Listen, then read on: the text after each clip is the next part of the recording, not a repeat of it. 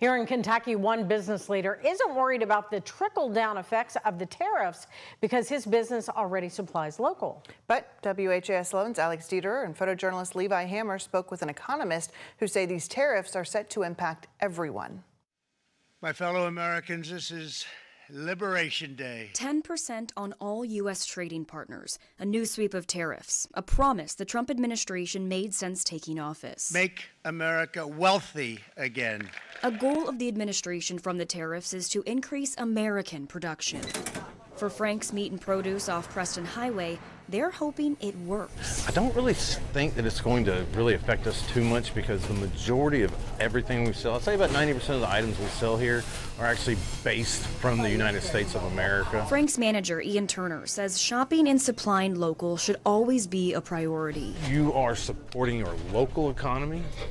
You are keeping the money and the business going locally versus sending the money to a foreign nation. But it's not just the imposed taxes that will take effect. It's the looming retaliatory tariffs that are sure to come from American trading partners. Anytime you implement a tariff and you see retaliatory tariffs like we did in 2018 from China, you're going to see harm come to soybean farmers, corn farmers, folks in those industries. Economist with the Ohio River Valley Institute, Nick Messenger, released a 28-page report looking into how these tariffs will specifically impact the economies of Kentucky, Ohio, Pennsylvania, and West Virginia. 8% of Kentucky's GDP comes from these big three, China, Canada, and Mexico.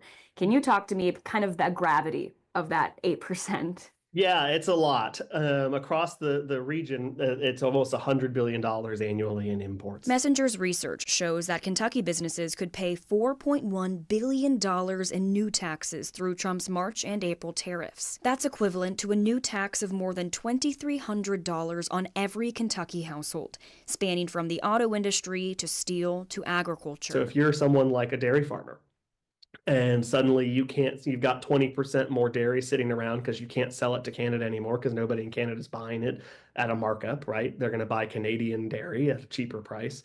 So you're not competitive. You've got 20% extra dairy sitting around, this excess supply. Messenger says consumers may generally see higher prices. Some of those prices may even make it hard for some American businesses to stay in business, which isn't a fear for Frank's. Because we like to buy American, sell American. Even in America, price hikes could be coming soon.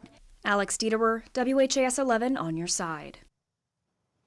L'Oreal, Mercedes-Benz, and Nestle are among 60 European companies urging the Trump administration for a change in direction.